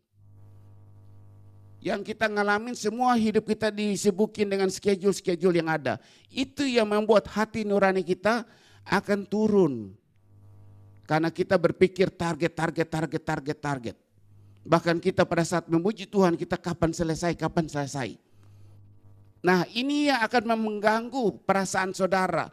Karena yang Tuhan cari bukan target, tapi Tuhan cari itu kasih. Perhatian kita, kasih kita kepada dia, itu yang dia cari. Karena Tuhan punya semuanya. Yang dia cari kasih. Seperti janda yang miskin, pada saat Elia datang meminta dia minum, dia bisa ngomong, Elia, kamu tahu ini lagi musim kemarau. Dan aku ini seorang janda miskin lagi. Kalau bisa cari orang lain saja. Tapi janda ini tidak menolak Elia. Dia berusaha untuk menjamu Elia dengan apa adanya. Sesudah itu ia meminta lagi. Ada enggak makanan? Kalau saudara mungkin saat itu pasti saudara marah. Ini hamba Tuhan udah minta hati mau jantung lagi. Pasti saudara marah. Ya, pasti saudara marah. Karena kenapa? Karena saudara bisa melihat ini hamba Tuhan melonjak sekali. Elia mengalami hal yang sama. Sudah minta air, minta makanan. Dan minta gak tanggung-tanggung kepada orang yang gak punya. Yang kurang. Nah, di sini saudara harus belajar. Saya belajar. Tuhan itu mau memberkati orang yang kurang. Amin. Siapa sini yang kurang? Kurang gemuk, kurang kurus, kurang tinggi, kurang pendek, apalagi? Kurang ketawa, apalagi tuh? Kurang gembira, kurang kenyang, ya kan? Tuhan ingin memberkati orang yang kurang. Nah, justru itu tantangan itu datang pada saat kita kurang. Kurang dalam waktu. Seperti imam itu kurang dalam waktu. Seperti orang Lewi kurang dalam waktu karena semua sudah diatur dengan schedule. Tuhan mencari hal-hal yang demikian. Karena Tuhan mau memberkati saudara dan saya. Orang yang kurang. Amin. Nah, janda ini orang yang kurang. Yang Tuhan cari. Supaya dengan kekurangan itu terjadilah mujizat. Bayangkan kalau janda itu sudah berpikir negatif duluan. Mujizat gak akan terjadi. Amin. Justru karena dia berpikir dengan kekurangan dia yang ada. Dia berusaha untuk menunjukkan kasih dia kepada Tuhan. Karena kau seorang hamba Tuhan, maka aku berikan kepada engkau. Kata janda itu. Jadi dia memberikan minuman dan makanan bukan karena Elia. Tapi karena Elia adalah seorang hamba Tuhan. Membawa predikat hamba Tuhan. Maka ia berikan kepada Elia karena Tuhan. Dia mengekspresikan kasihnya kepada Tuhan dalam kekurangan. Saudaraku, kalau engkau mau diberkati Tuhan lebih, pada saat kekuranganmu, disitulah engkau akan bisa melihat. Tuhan gak pernah memakai orang yang berkelimpahan. Amin. Buktinya 5.000 orang yang ada. Dia tidak menanya orang yang hebat-hebat punya makanan apa. Yang dicari anak kecil yang bisa memberi. Tuhan gak pernah mencari orang yang hebat, orang yang kaya, tapi orang yang kekurangan. Saudara, saat ini jika engkau mau mengalami terobosan, dari kekurangan itu kita bisa menunjukkan betapa kasihnya kita kepada Tuhan. Amin. Contoh nih, kalau saudara mengasihi anak saudara, luar biasa kasihnya. Walaupun gak ada makanan yang cuma ada yang satu-satunya, saudara pasti ngasih ke dia. Walaupun saudara gak makan. Terus ditanya, mama gak makan? Sudah, mama sudah makan, mama sudah kenyang, kamu makan aja. Anaknya makan dengan lahap, gak lama anaknya sudah makan, pergi ke sekolah. Mama bilang, oh jangan buang, nanti mama beresin. Dengan di piring dengan makanan sisa-sisa, mama makan. Iya kan? Yang penting anak kenyang dulu, minum dulu. Walaupun mama nggak beli baju buat Natal, tapi yang penting anak bisa sekolah, mama usahakan. Itu karena kasih. Ya, kasih seorang ibu. Itu saudara harus menyadari, kalau saudara seorang ibu, saudara pasti berjuang. Contoh misalnya Ibu Desi, kalau Nando butuh sesuatu, Ibu Desi, saya nggak pakai handphone juga nggak apa-apa gitu. Yang penting Nando aja dulu, ya kan? Itu kasih, bukan nilai sesuatu, tapi bagaimana saudara ekspresikan kasih saudara kepada anak dengan kekurangan yang ada. Tapi kalau saudara berkelimpahan, ya saudara nggak akan bisa mengekspresikan. Nah, Tuhan itu mau melihat saudara dan saya dalam kekurangan. Apakah kita bisa mengekspresikan kasih kita kepada Tuhan? Abraham dengan Ishak. Ishak anak yang sangat disayang oleh Abraham. Tapi Tuhan minta persembahkan Ishak di Mesbah, di atas gunung Moria. Bukan artinya Tuhan mau Ishak, tapi Tuhan bisa melihat di kekurangan yang ada. Kurang keturunan, cuma satu-satunya Ishak, Ismail gak dihitung. Cuma satu-satunya anak dia itu Ishak. Nah, Tuhan sedang menguji betapa kasihnya Abraham kepada Tuhan. Apa dia lebih mengasihi anak atau Tuhan? Maka Tuhan Yesus katakan, jika engkau mengasihi dunia melebihi dari aku, engkau mengasihi anak, istri dan suami melebihi daripada aku, engkau tidak layak bagiku. Karena Tuhan menuntut kasih, saudara. Amin. Jadi lakukan segala sesuatu dengan ekspresi kasih akan Tuhan. Sampai sini mengasihi Tuhan Yesus. Puji Tuhan. Saya bisa lihat ini dari sini. Ibu Mei enggak ya? Yang angkat tangan tuh. Gitu. Karena kita enggak melihat Tuhan Yesus.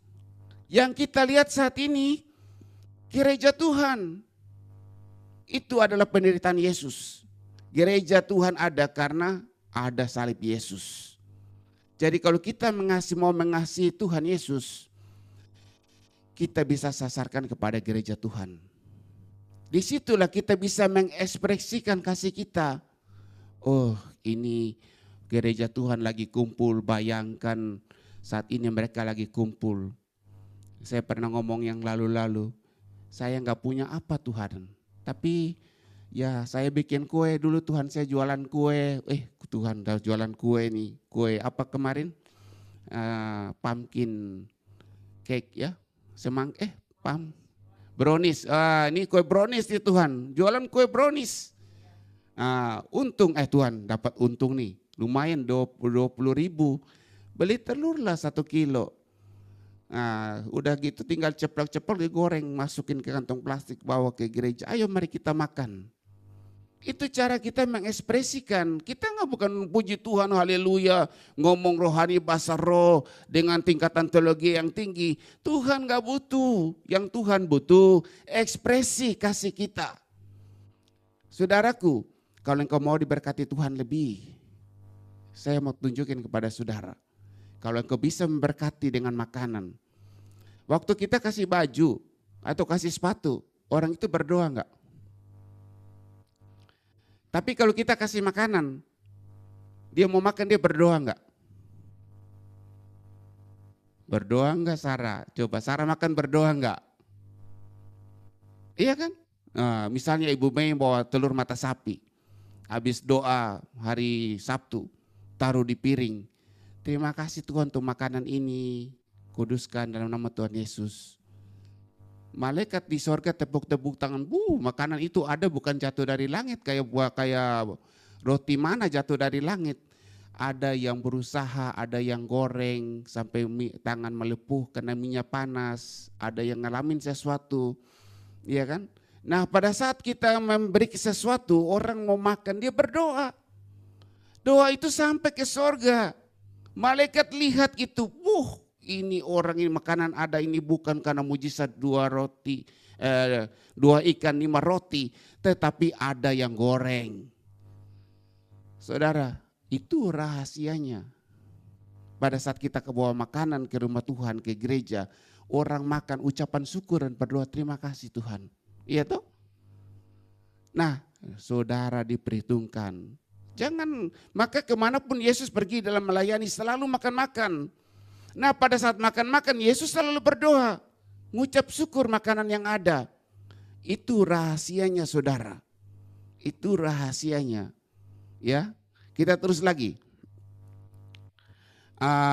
Yang ketiga, lakukan dengan tepat yang 3 tanggung jawab rohani. Kisah Para Rasul 13 ayat yang ke-46. Tetapi dengan berani Paulus dan Barnabas berkata, memang kepada kamulah firman Allah harus diberitakan lebih dahulu. Tetapi kamu menolaknya dan menganggap dirimu tidak layak untuk memperoleh hidup yang kekal. Karena itu kami berpaling kepada bangsa-bangsa lain. Di sini Paulus dan Barnabas, screen ya. Oh sebentar saudara ya.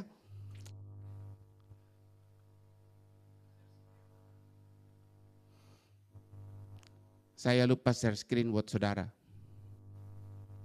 Nah yang ketiga nih, bahwa Paulus dan Barnabas dipanggil untuk memberitakan Injil. Tetapi mereka yang menghadapi banyak tantangan. Ya, jadi pada saat kita melayani, memberitakan Injil pasti mengalami tantangan seperti Paulus dan Barnabas. Meski demikian mereka tidak menyerah. Mereka tetap setia menjalankan tugas yang Tuhan percayakan kepada mereka. Jika saudara melayani di gereja pasti banyak tantangan. Yang banyak tantangan itu yang mahal. Amin. Kalau ada orang datang, Pastor Jimmy, saya mau rumput. Saya bilang, udah cabut aja suka-suka kamu rumput di depan rumah. Kalau mau juga di sebelah, di belakang rumah juga banyak itu rumput, cabut aja. Tetangga juga lihat pasti dia bilang, sini rumput kita juga banyak. Iya kan? Karena rumput gak ada value. Jadi mau dapat sesuatu gampang, gak ada tantangan, gak ada harga. Tetapi kalau ada yang datang, Pastor Jimmy saya mau mangga tuh.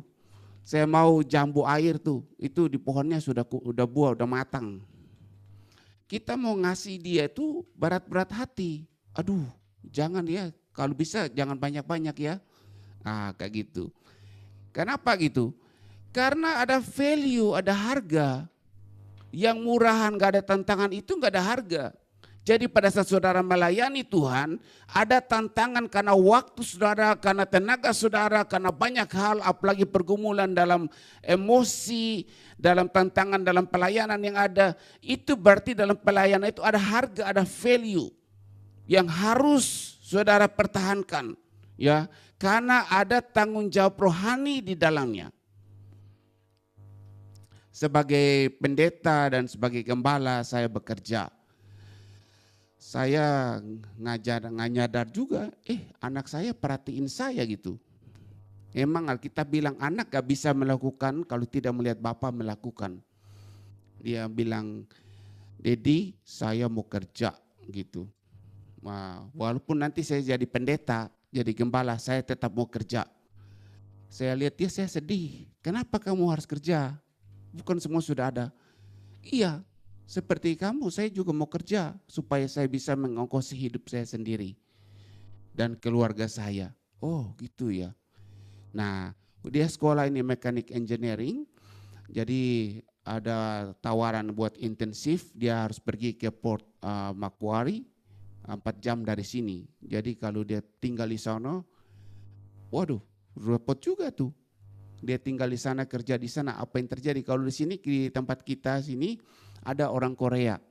Dia di sini dia dari Korea, mereka punya program, datang ke Australia, belajar 3 minggu. 3 bulan. Belajar 3 bulan. Habis sudah belajar 3 bulan, mereka pergi praktek 1 bulan. Jadi ada satu orang Korea, anak Korea, di Korea sana mamanya tuh punya klinik kecantikan. Jadi kalau saudara mau ini runcing, mau dipotong, gergaji, mata mau dibesarin, kulit mau diputihin, nah itu dia. Mereka punya klinik kayak gitu. Jadi sama anaknya tuh kulit waktu datang, wih kulitnya bagus banget. Dia bilang iya karena mama selalu kasih ketimun. Nah terus-terusan. Ketimun bikin kulit bagus katanya. Nah, jadi dia pergi sekolah 3 bulan untuk belajar ngelas listrik besi. Nah habis sudah belajar, sekarang dia praktek itu 1 bulan di Penrith, di rumah kita ke sono lagi. Nah waktu di sana disuruh kerja di luar dengan suhu 40 derajat, angkat-angkat besi, debu-debu, iya kan. Ada yang pulang-pulang satu sakit pinggang, aduh gitu. Yang dia pulang di muka udah hitam, udah debu, hitam, panas gitu. Wah, iya, datang-datang dengan penuh kecantikan, pulang muka udah berubah, ya kan? Nah itu dia, karena mau kerja cari pengalaman, apprentice kan? Nah kayak gitu. Nah bayangkan tuh kalau Rafali dia pergi ke Macquarie, ke sono. Nah jadi di rumah dia jadi anak kesayangan di luar, seperti anak bungsu yang hilang gitu, ya kan? Ya pasti, kalau anak saudara di rumah saudara sayang enggak? Iya, Ibu Yani sayang ya, enggak cuci piring juga tenang aja gitu ya. Anak makan enggak cuci piring juga, tenang aja. Iya, coba kalau misalnya ada yang makan enggak cuci piring, tamu yang datang atau yang numpang tinggal, itu piring bisa kebalik ke sana kemari itu. Nah itu, hati seorang ibu ya itu, karena kasih menutupi dosa, nah, menutupi kesalahan. Nah itu dia. Nah anak kesayangan ini kalau pergi ke rumah orang, tinggal di sana merantau, ya diperlakukan seperti kayak gitu. Jadi hati seorang ibu gimana sih rasanya? Iya toh? Nah seperti Ibu Uli, anak udah kerja di Papua, diajak balik lagi tuh Ukraina pergi ke Malang. Padahal udah kerja di sono. Iya kan? Karena saking sayangnya, jangan berpisah. Nah kayak gitu. Nah kita terus lagi. Bahwa di sini bahwa harus ada tanggung jawab rohani. Jadi Rafael bilang kalau Dedi kerja saya juga mau kerja. Nah di situ saya mulai lihat saya sedih juga. Kenapa dia ikut saya ya? Nah kayak gitu. Karena dia menilai. Dan saya juga dengar juga ada anak jemaat yang seumur dengan dia. Nah kerja casual. Jadi dapat uang, tapi setiap bulan, setiap minggu itu bulan dikumpulin rajin transfer perpuluhannya. Transfer ke gereja perpuluhan, mamanya transfer, papanya transfer, anaknya juga transfer. Ada 3 transferan yang masuk.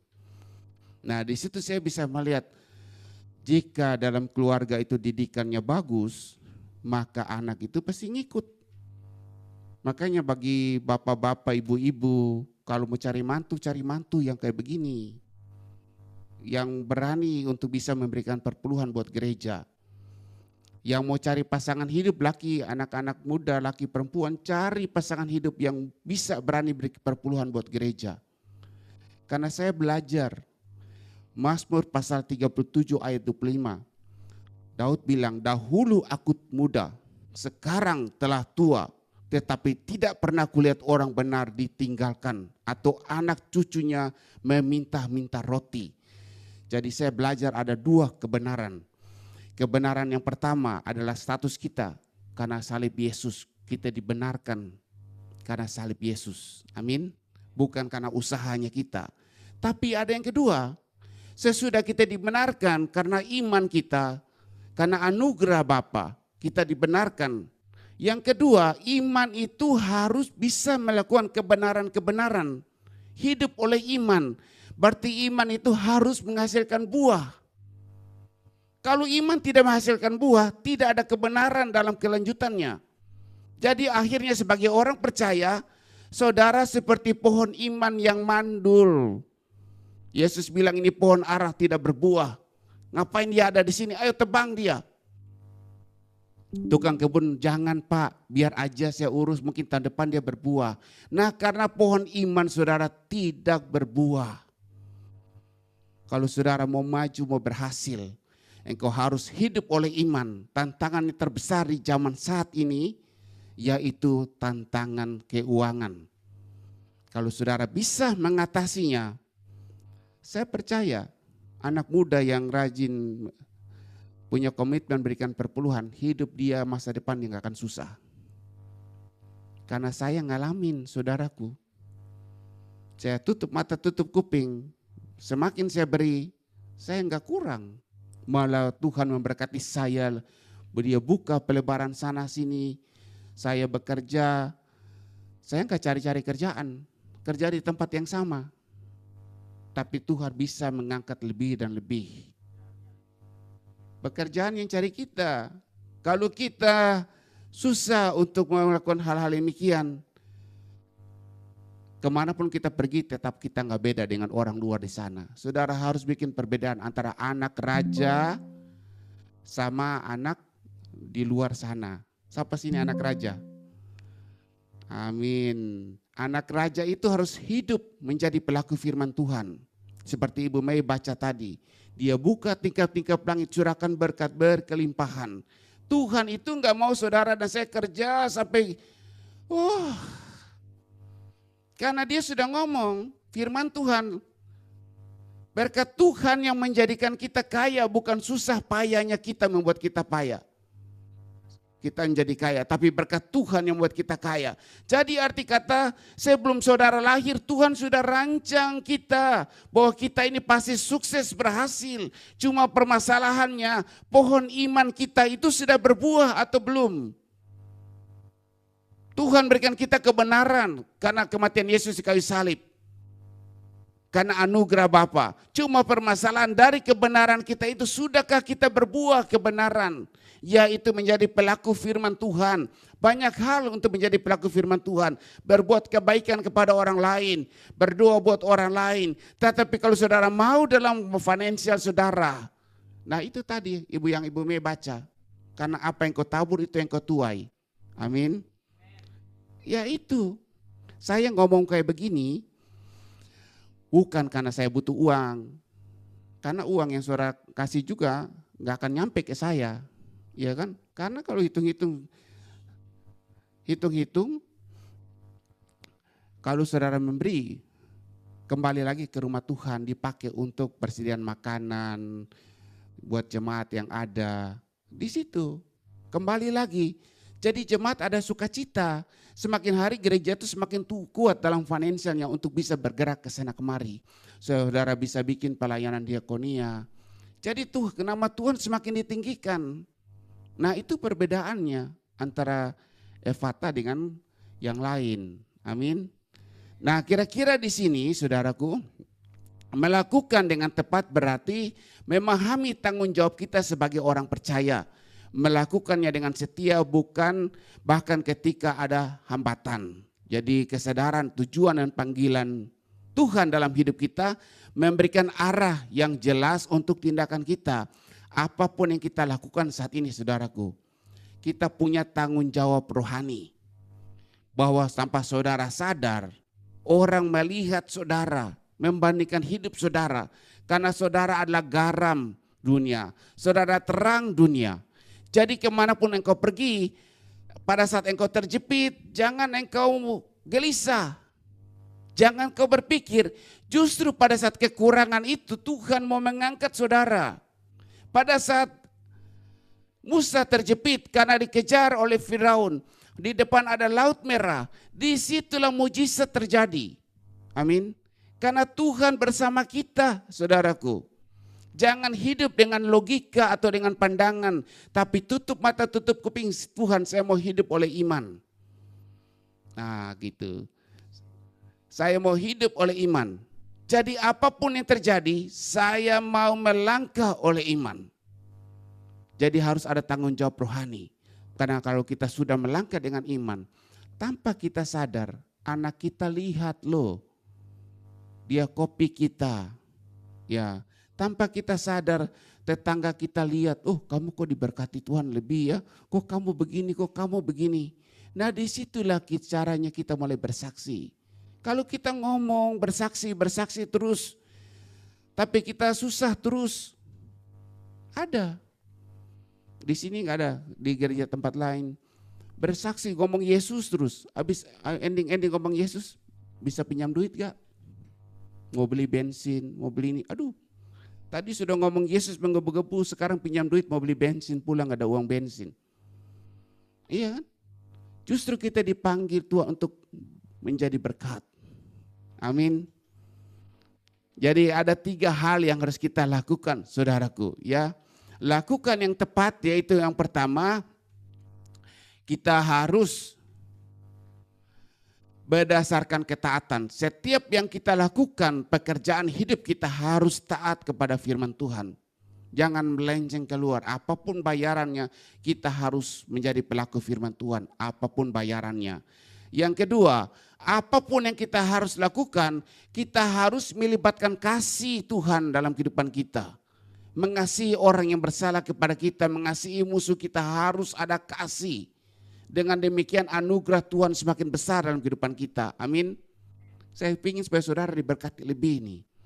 Nah yang ketiga, kita harus punya tanggung jawab rohani. Bahwa hidup ini, hidup saya adalah teladan Kristus. Saya nggak perlu berkhotbah, tapi orang bisa lihat bahwa Yesus ada dalam kehidupan saya. Inilah tanggung jawab rohani. Dengan hidup saya sudah jadi garam, saya sudah jadi terang. Amin. Amin saudara. Puji Tuhan. Kesimpulan kita nih.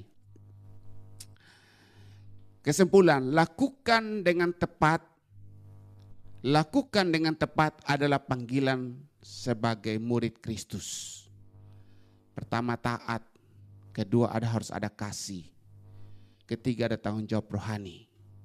Jadi apapun saudara lakukan, selama saudara hidup di muka bumi ini, saudara harus ingat taat kepada firman Tuhan. Harus ada kasih dalam pemikiran kita, dalam tindakan kita harus ada kasih. Terus yang terakhir, apapun yang saudara lakukan, saudara ingat ada tanggung jawab rohani. Karena pada saat kau menutup mata, Tuhan akan bertanya kepada saudara. Apa yang sudah engkau lakukan? Harus ada tanggung jawab rohani. Amin. Mari kita siapkan hati kita untuk perjamuan kudus. Mari saudara kita silakan bangkit berdiri. Kita akan berdoa buat perjamuan kudus.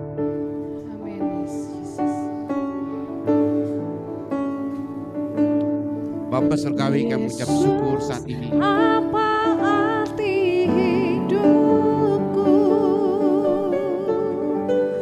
bila kau tak berikan nyawamu yang terbaik tersedia bagiku. Ku bersyukur atas kasih karunia.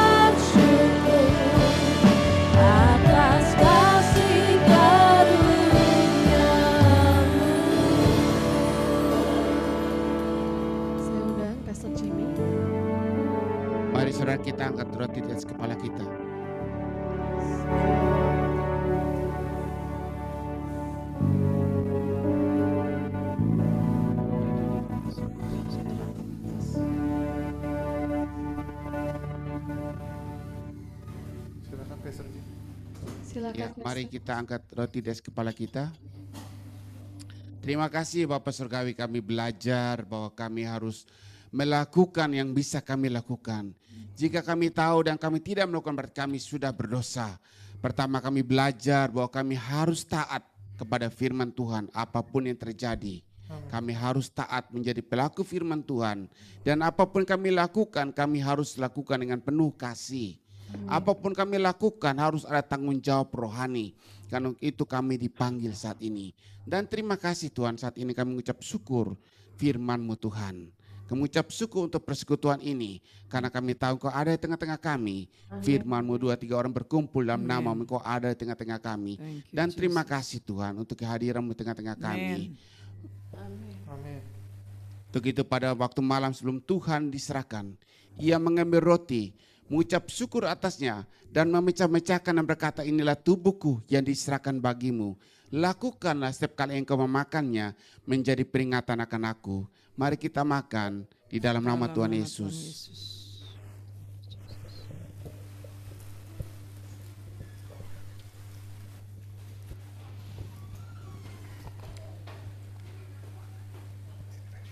Mari kita angkat cawan di kepala kita.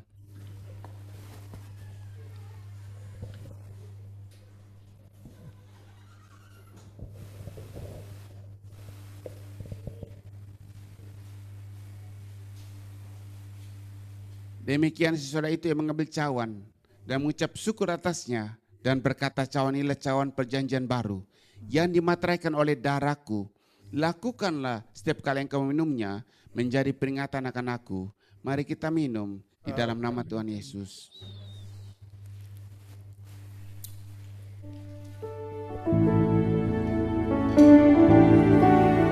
Yesus, apa arti hidupku bila Kau memberikan nyawamu yang terbaik, tersedia bagiku. Ku bersujud atas kasih karunia. Yesus, apa arti hidupku bila Kau memberikan nyawamu yang terbaik, tersedia bagiku.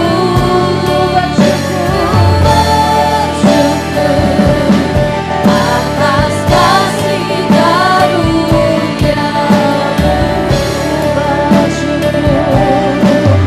ku bersyukur atas kasih karunia-Mu.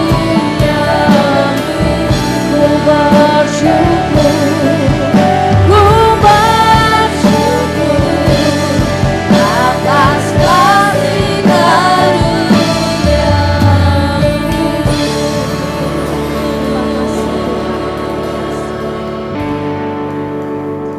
Terima kasih Bapak, kami mengucap syukur untuk karunia dalam kehidupan kami. Sehingga kami ada saat ini mendengarkan firman-Mu Tuhan. Berarti kami percaya Engkau mau memberkati kami berkelimpahan. Karena kami belajar dan kami sudah alami susah payah kami bekerja, berusaha di bawah matahari ini tidak akan menambah kekayaan, tidak akan pernah bisa membuat kaya. Tapi berkat Tuhan membuat orang-orang itu menjadi kaya. Mampukan kami Tuhan supaya kami bisa hidup dalam berkat-Mu. Mampukan kami supaya kami bisa menjadi anak-anak yang diberkati.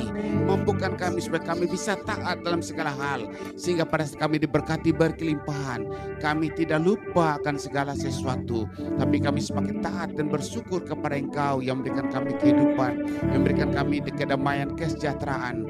Mampukan kami supaya kami bisa menjadi pelaku firman ya Roh Kudus.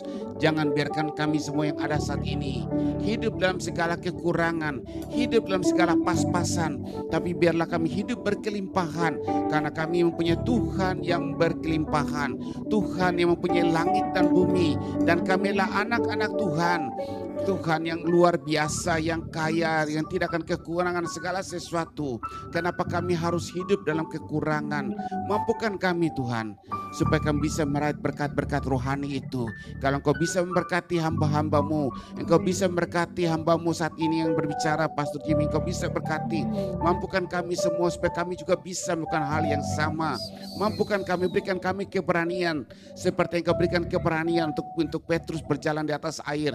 Mampukan kami untuk berjalan di atas ketidakmustahilan, supaya kami bisa melihat dalam segala kekurangan Tuhan yang tolong kami, Tuhan yang tuntun kami. Terima kasih Tuhan, kami ucap syukur sekali lagi untuk berkat yang sudah kami terima firman-Mu ini Tuhan. Terima kasih Bapa. Mari saudara kita angkat kedua tangan kita dan terima berkat Tuhan. Dan Tuhan Yesus yang Engkau sembah sangat mengasihi Engkau. Ia rela hidup miskin menderita, bahkan mati di kayu salib karena kasih besar dalam hidupmu. Diberkatilah pekerjaanmu, diberkatilah usahamu, diberkatilah studimu, diberkatilah keluaran masukmu, diberkatilah rumah tanggamu, diberkati juga kesehatanmu, dan diberkati juga sistem imunmu semakin kuat mengalahkan virus, bakteri, dan kanker yang ada. Karena Tuhan yang kau sembah memberkati kau berkelimpahan. Ia merancang kau menjadi kepala, bukan menjadi ekor. Ia berikan Roh Kudus untuk menyertai perjalanan hidupmu. Hingga pada saat engkau duduk lebih tinggi daripada yang lain.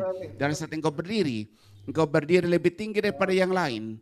Itu bukan karena kekuatanmu, itu bukan karena kepintaranmu, dan itu juga bukan karena keuanganmu. Itu semua karena Bapa di sorga yang memelihara hidupmu, kasih dan anugerah dari Tuhan Yesus dan penyertaan Allah Roh Kudus menyertaimu hingga akhir zaman. Dan turunlah berkat yang dahsyat di dalam nama yang dahsyat, yaitu di dalam nama Tuhan kita Yesus Kristus, dan kita semua terima berkatakan amin.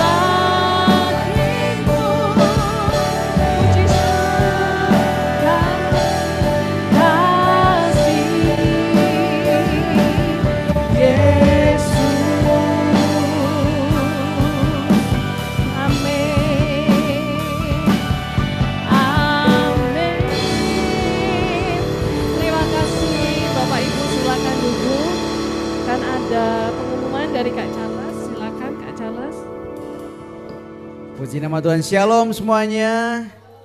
Semua diberkati hari ini, amin. Puji nama Tuhan. Ada beberapa tambahan pengumuman Bapak Ibu Saudara semuanya. Yang pertama, terima kasih banyak kepada Pastor Jimmy yang sudah menyampaikan firman hari ini yang sangat memberkati kita semua. Tuhan Yesus memakai dalam segala pekerjaan, tugas dan tanggung jawab yang Tuhan percayakan. Dan terima kasih juga untuk setiap pelayan yang melayani hari, tim profetik dan juga yang melayani di bidang lain. Tuhan Yesus memberkati.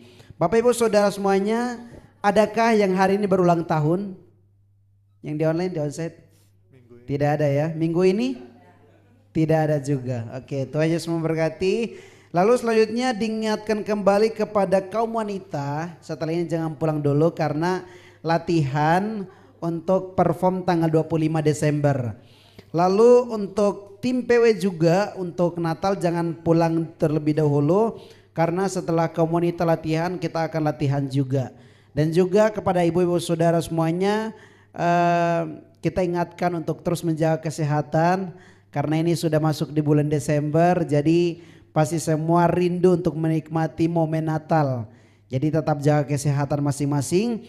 Kemudian pengumuman yang penting juga, Bapak Ibu Saudara, minggu keempat kita akan mengadakan ibadah yang berbeda.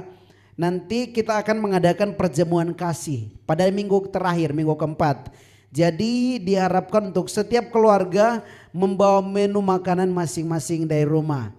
Ya bawanya nggak usah banyak-banyak juga nggak apa-apa. Tapi kalau ada berkat lebih mau bawa banyak juga, puji Tuhan. Supaya nanti kita akan sama-sama makan di gereja. Apa saja yang bisa Bapak Ibu bawa, menu makanannya dibawa supaya kita sama-sama menikmati perjamuan kasih bersama di gereja. Iya, kalau bisa janjian satu sama lain supaya menunya berbeda-beda ya, jadi tidak tabrakan begitu. Lalu diumumkan juga kepada Bapak Ibu Saudara semuanya bahwa tanggal 25 Desember kita akan mengadakan juga tukar kado. Jadi nanti tanggal 2 Desember pada 25 pada Natal nanti ada perform, ada ibadah, ada bakar-bakar. Lalu kita juga jemaat Tuhan di tempat ini akan tukar kado. Per orang dikenakan budget minimalnya 30.000. Jadi apa saja yang dibeli silahkan, entah itu baju, sepatu, tempat minuman, asalkan jangan makanan. Anak-anak semua termasuk. Jadi Bapak Ibu semuanya dengan anak-anak sekolah minggu kita semua mengadakan tukar kado. Iya. Iya, dibungkusnya pakai bungkus koran aja ya. Supaya kita sama ratakan, jadi tidak membebankan. Semuanya pakai bungkus koran, dibikin sekreatif mungkin. Itu saja pengumuman.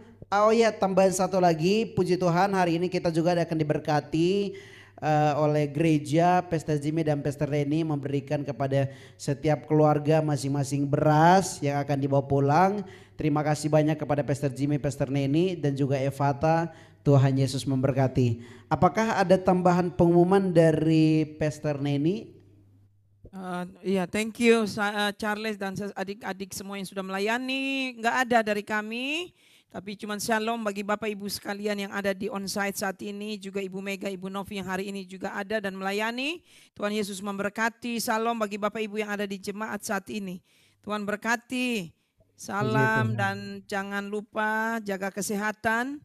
Karena Natal sebentar sudah dekat dan juga kita akan jumpa di retreat ya. Jadi jaga kesehatan supaya nanti tidak ada yang sampai bilang maaf saya nggak bisa hadir sebab sakit dan lain sebagainya ya. Jaga